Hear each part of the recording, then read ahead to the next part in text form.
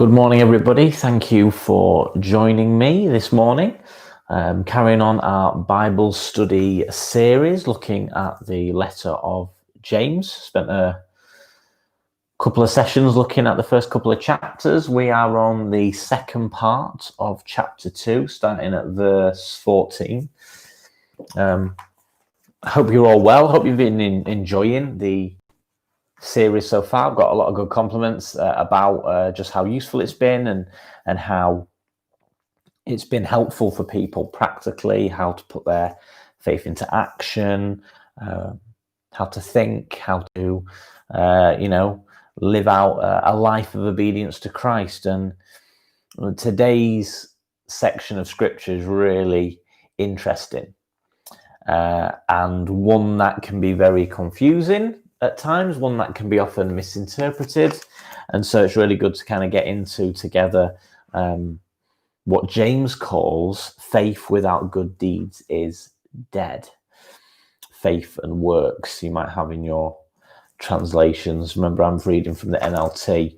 Let's say good morning to a few people before we read and get into it. Good morning, Anne and Leslie. Good morning, Janine and Lyndon. Good morning, Terry. Good morning, Sue. Good morning, David. Good morning, Claire. Good morning, Callie. And good morning to anybody else that's watching this at a later date or right now. You're very welcome to be a part of this group. It's great to learn from one another. Please do comment in the chat, as always, with any reflections, questions, or comments. Let's get a discussion going about some of the issues that we find in this section of scripture. So I'm going to read James 2, verses 14 to 26, so the end of the chapter. What good is it, dear brothers and sisters, if you say you have faith but don't show it by your actions? Can that kind of faith save anyone?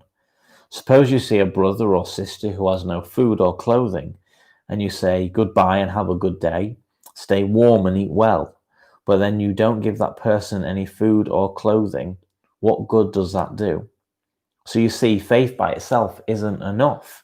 Unless it produces good deeds, it is dead and useless. Now, someone may argue, some people have faith, others have good deeds. But I say, how can you show me your faith if you don't have good deeds? I will show you my faith by my good deeds. You say you have faith, for you believe there is one God. Good for you. Even the demons believe this, and they tremble in terror. How foolish. Can't you see that faith without good deeds is useless? Don't you remember that our ancestor Abraham was shown to be right with God by his actions when he offered his son Isaac on the altar? You see, his faith and his actions worked together. His actions made his faith complete, and so it happened, just as the scriptures say, Abraham believed God and God counted him as righteous because of his faith. He was even called the friend of God. So you see, we are shown to be right with God by what we do, not by faith alone. Rahab the prostitute is another example. She was shown to be right with God by her actions when she hid those messengers and sent them safely away by a different road. Just as the body is dead without breath, so also faith is dead without good works. Jason's joined us. Good morning, Jace. Really interesting verses there. Lots to unpack. And so, we will make a start. First of all, it'd be really interesting to see what is the first thing that kind of comes to your mind as you've just heard that or just read that? What things does it invoke? What pictures, what words, what questions do you kind of initially have as you hear James talk that faith is dead without works? Do you agree? Do you disagree? Are you not sure? Good morning, Chris and Carl. Thank you for joining us.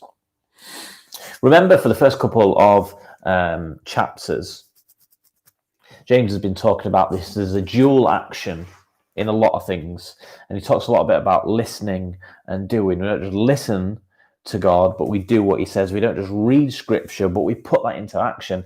And James is kind of following on that same theme, that same tangent. There's a dual action purpose in walking with Jesus, in following him. And so he's saying that while we have faith, we also have things that we do. We have good deeds. So we have faith in Jesus, and by our good deeds, we put those two together. And it's this kind of bicycle effect: faith in Jesus and being obedient to Christ. And so good deeds aren't just necessarily good things that we do, but it's about physically being obedient to Jesus. So to stop sinning, to love people, to serve people, to help, to help build the kingdom. Lots of these physical things that I actively do are working together with my faith in Jesus. And so it's like a bicycle that I'm pedaling, that my faith in Jesus helps me to be obedient to Christ. And because I'm obedient to Christ, and I'm also increasing my faith in him. And so we see this kind of dual purpose. Good morning, Ilona. We've got a question: how can you truly believe without stepping out in faith? And Leslie says, do you think that we tend to act on what we truly believe? Yeah, two important questions. How can you truly believe without stepping out in faith? So that's what James is saying. How can you claim to have this faith in Jesus if your life, your lifestyle, your actions are opposed, really? They're null and void to what you're claiming to believe. Leslie says, do you think that we tend to act on what we truly believe? There's a couple of layers to that question, isn't there? We can say that we believe something, but unless we act it out, do we truly believe that? We tend to act out what we truly believe. So yeah, it's a very interesting and quite a complex question, that, but it's a good one. We will tend to act on the things that we truly believe, maybe even things that we don't consciously even realize that we're believing or hold to an ideal or value, but the way we live out suggests that is a belief system in some way. There's an argument, isn't there, that atheists who believe that there is no God, but still live in a Judeo-Christian behavior pattern, still believe things like murder is wrong, and lying and stealing and cheating. They're quite fundamental Judeo-Christian beliefs, grounded in scripture, which forms our laws and the way we live. And so the way we act implies that our beliefs sometimes are so much deeper than we truly acknowledge or are aware of. And so James says, what good is it? He's asking a question. What good is it if you say you've got faith in Jesus or in God, but you don't show it? And really, I think sometimes we can fall over ourselves in this comparison between faith and deeds, because again, I think particularly maybe for evangelicals, it rings alarm bells straight away. We're saved by faith alone.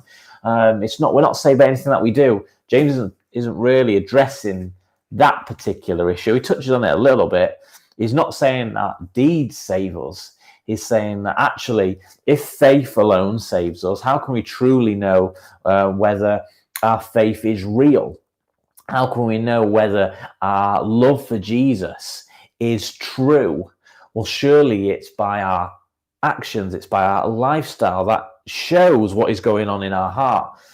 Maybe we could change the word good deeds to this word, the Christian word it's not a Christian word, but a Christian idea, which is fruit. Fruit is the consequences of a life lived out for Jesus. Talks about fruit of the Spirit: love, joy, peace, patience, kindness, goodness, gentleness, faithfulness, self-control.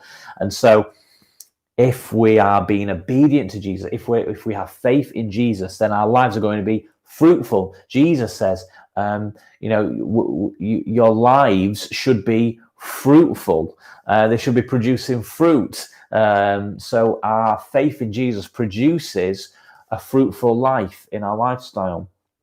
Anne says it's also what we think good works are. Is it obedience to God as well as helping old person across the road? Yeah, I think it works both in those, doesn't it? It's those two working together. David says, when Christ dwells within us, it's the most natural thing to reach out and share him through our actions with others. Yeah, when the whole